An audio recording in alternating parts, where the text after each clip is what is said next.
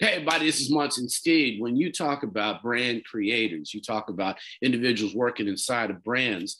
Brands also have those moments where they know how to connect with community, know how to create compassion, empathy, and programs that speak to the needs of their consumers. These brands are some of the special creative influencers that I know. And I'm going to introduce you to somebody special, somebody who's making a difference in the community and giving a new lens to what it is to hang out in Foot Locker. What's going on? Patrick Welch. How are you doing? How are you doing, Munson? It's a pleasure to be here. Thank you so much. It's a pleasure. Why don't you share just the insight of it when you think about a powerful name, Walsh. And I got it right? Walsh. You got it. It's Walsh. You got it. It's Walsh. Yeah. And you think about Walsh, the idea of where you are. Did you ever imagine that you'd be working where you are and able to do the things that you're able to do? And share with the audience just what that is. No, you know what? I never did. I'll be honest. I'm not going to be one of those people that said, hey, I charted this path. I didn't. And even if you looked at my career path, you'd say, okay, wow. Quite frankly, I just really tried my best to follow my passion, even in the times that I didn't think I was. When I look back, I guess I really was following that passion. And sometimes ignorance is bliss, right? So I am blessed and I am fortunate to honestly do something where a lot of times I feel like I'm just stealing, right? I'm selling sneakers for a living. Let's be honest, right? And I was birthed in the sneaker culture, born and raised in New York City. Understood sneaker culture and can't believe that I'm actually, I'm able to make a living. I bring that up because on a personal side, I walk with a sense of an obligation, right? That having this blessing to be able to do what I do, how can I use the platform to do more, right? And so I'm happy we get a chance to connect and talk about overall Foot Locker Inc.'s initiative, which we call LEAD. Right. And LEAD is Foot Locker. Well, about a little more than a year and a half ago, back in June of last year, we made the announcement that we're going to commit $200 million over a 5-year period to the Black community. Right. With a focus on education and economic empowerment. Now it's going to be both internally within our company and our employees to support them, but also externally, globally in the communities that we serve. And I'm fortunate, along with my day-to-day job of being the vice president of commercial growth and transformation, to be able to be the corporate sponsor of our LEAD initiative. So thanks again for allowing me to be here and talk a little bit more about what we're doing.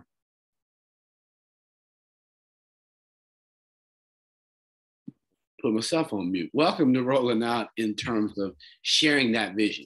What is it really to create a program inside a place where they've never had a $200 million commitment?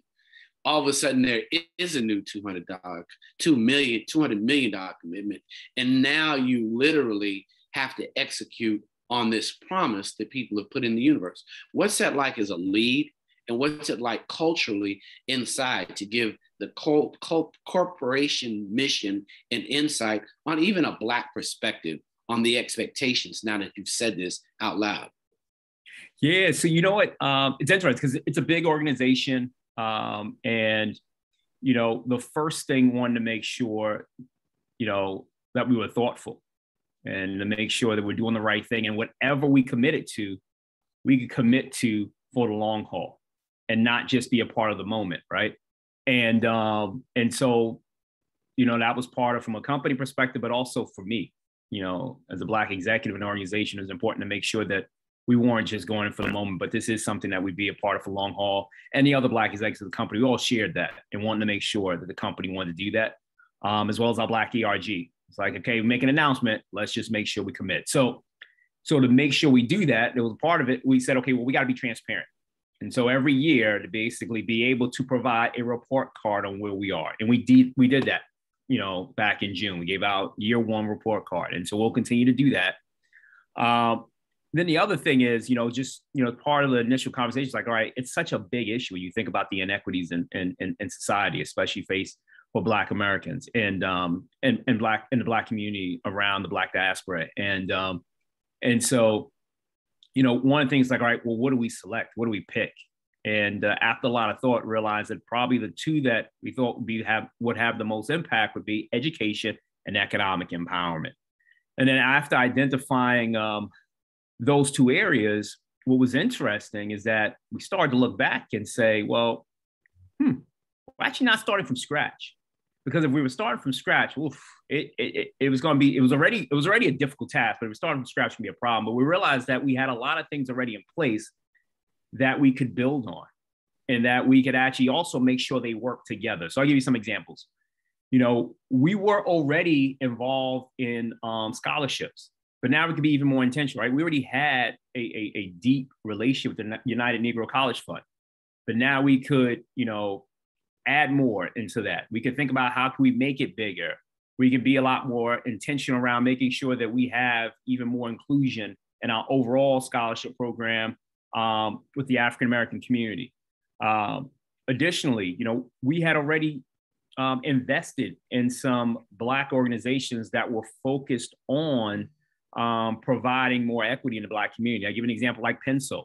So Penso, I love to talk about Penso because it was started by a brother by the name of Dwayne, right? Dwayne Edwards. And, you know, he was a designer at Brand Jordan.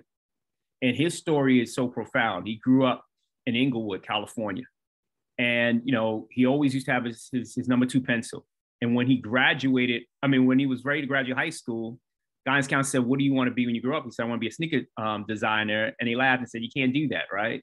And he said, no, I'm going to do it. And he did it. And by the time he got to being a sneaker designer for Jordan, he realized he was one of only 2 Black sneaker designers in the business.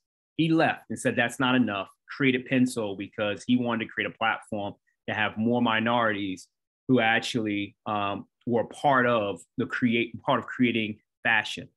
Back in 2019, Foot Locker invested in Pencil, and we've continued a partnership. And as part of LEAD, we actually created a Designing with Soul global design competition. So again, I bring those up to say we already started. And now, as part of LEAD, it was about how do we actually make sure we build on what we began and make it even bigger. So I'm happy that we're doing it. You know, we've got some opportunities, but we're off to a good start. So when you talk about meeting someone like that who tells you a story, what's another story in the sneaker business that you want young brothers to understand about the opportunities and where they can grow inside this industry?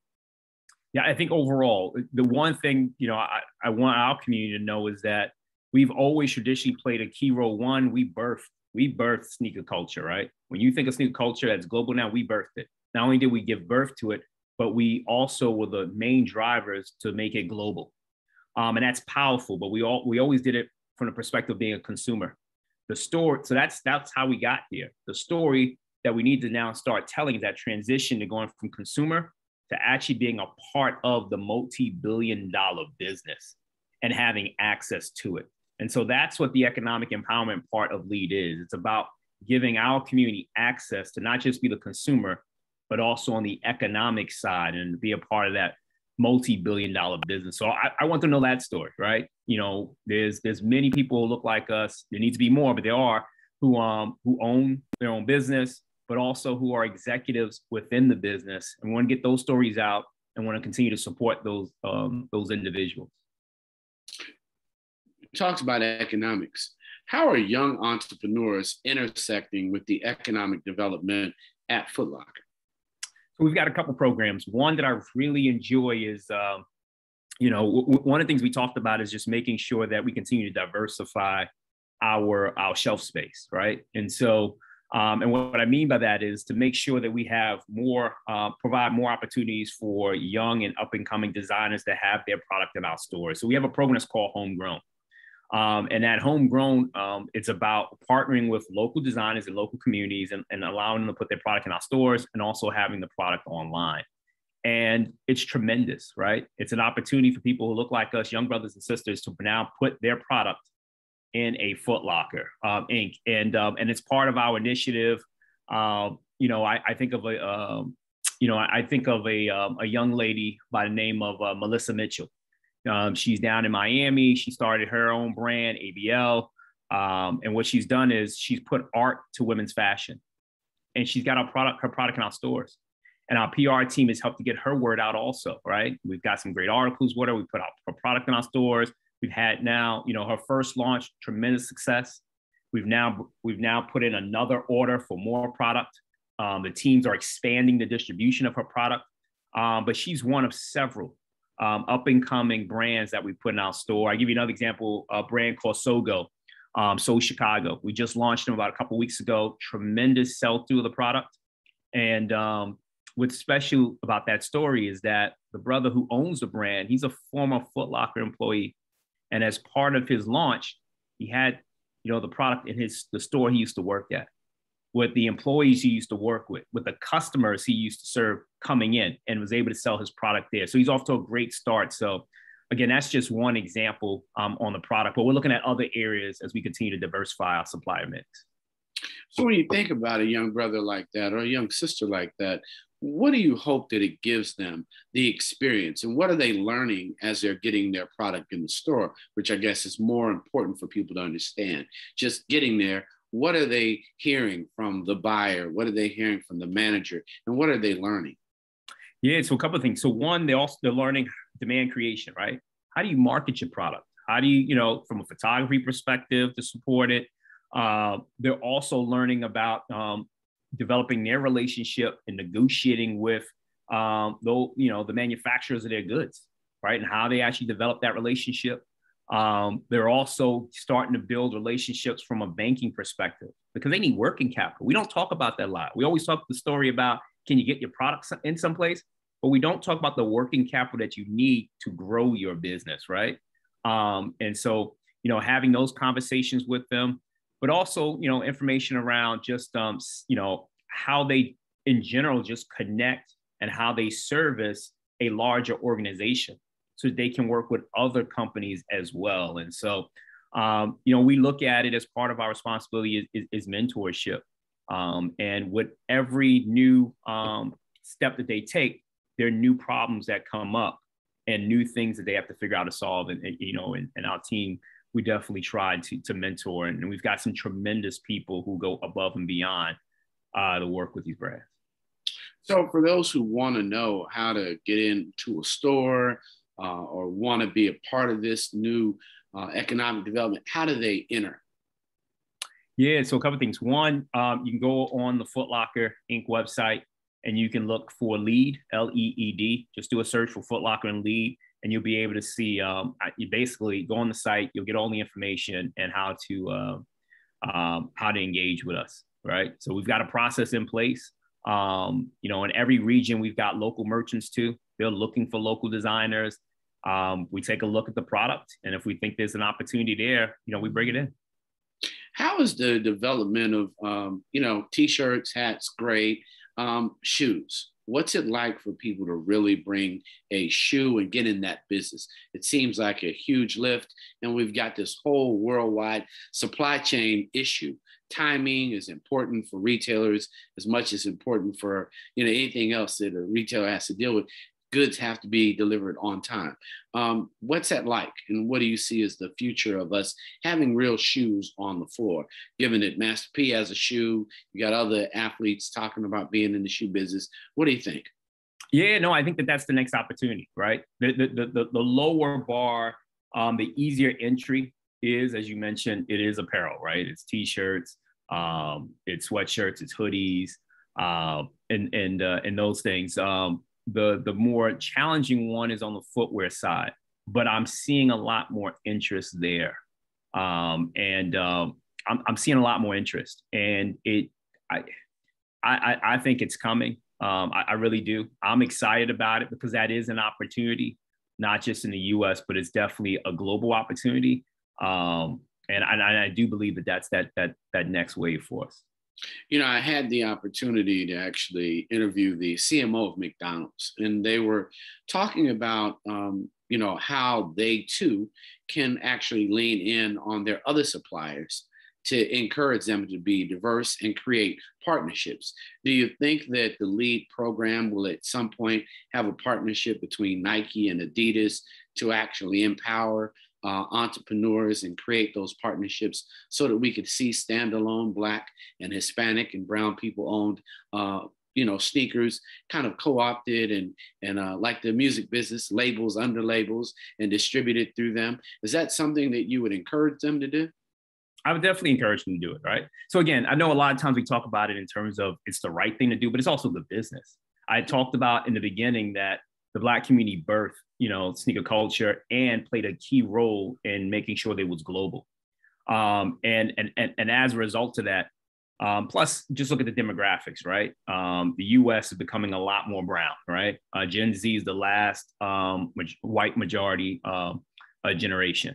And so you want to be able to make sure that the creators look a lot like the consumers, right? And that the creators understand the palettes of the consumers. And so again, it's good business. So definitely would encourage it. And in fact, we've been working with, as part of our lead initiative, we have been working with our brands. I mentioned earlier Pensole, and we've got that global design competition.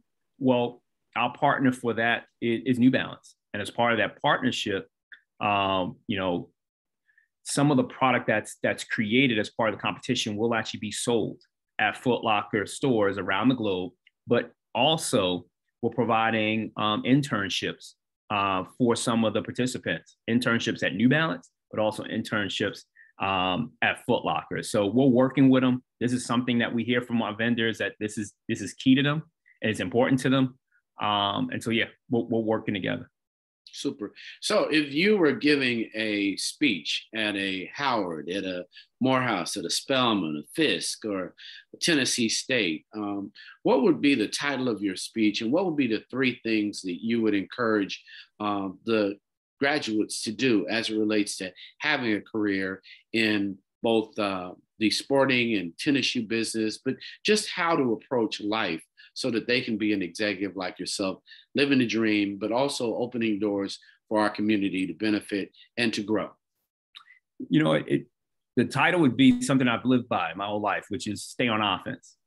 And there's an opportunity for them to stay on offense for them, personally, for them and their family, as well as for the community. And so, I think sometimes what happens as we enter into corporate America, a lot of times there's this pressure to think, well, maybe I have to figure out how to assimilate, right? And how do I kind of match what everyone else is doing?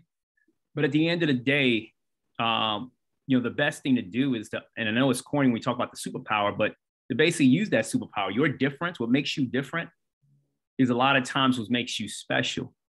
And if you don't play with that special gift, you're handicapping yourself in the game. I think about a guy like, Steph Curry. I'm a big basketball fan, right? It's like telling Steph not to shoot the 3-point shot, right? It's like, well, why? And so I bring it up to say, when you come into these organizations, you have a mindset, you have experiences, you have values, you have all these different things, a lot of times that are different probably from the rest of the organization or people you're working with. Bring that to the table, lead with that, because that's going to help make that team better. It's going to help the organization win, but it's also going to help you stand out and help you succeed. And in doing that, there's also, to make sure you also look for opportunities to bring others along with you. That's part of the blessing as well, as you continue to move on in your career. So again, stay on offense. Don't be ashamed. I don't even say be ashamed, but don't forget or actually just lead with what makes you different. Lead what makes you special. And a lot of times you can be in that room, and I know a lot of times people may go silent because they're like, oh, I'm thinking I got a good idea, but I don't want to say it. No, say it. Say it. If you got a different idea from everyone else, say it. Just go ahead and say it. Super. Well, thank you for the time. We really appreciate the insight, sharing the journey. For everybody watching, share leads so that young people can know that Foot Locker and corporations are making a difference, but we've got to apply. We've got to check it out. For all you young sneakerheads who think you've got a great design, there's a homegrown program for you, waiting for you there at Foot Locker. Meet and greet and experience, and also support those brothers and sisters who have new lines in Foot Locker. I'm Munson Steed. I'm hanging out with Patrick Walsh at Foot Locker. Patrick, We thank you, brother, for all that you're doing to make a difference in our community and make our community better at Foot Locker. Thank you so much. Thank you. Appreciate it. Thank you.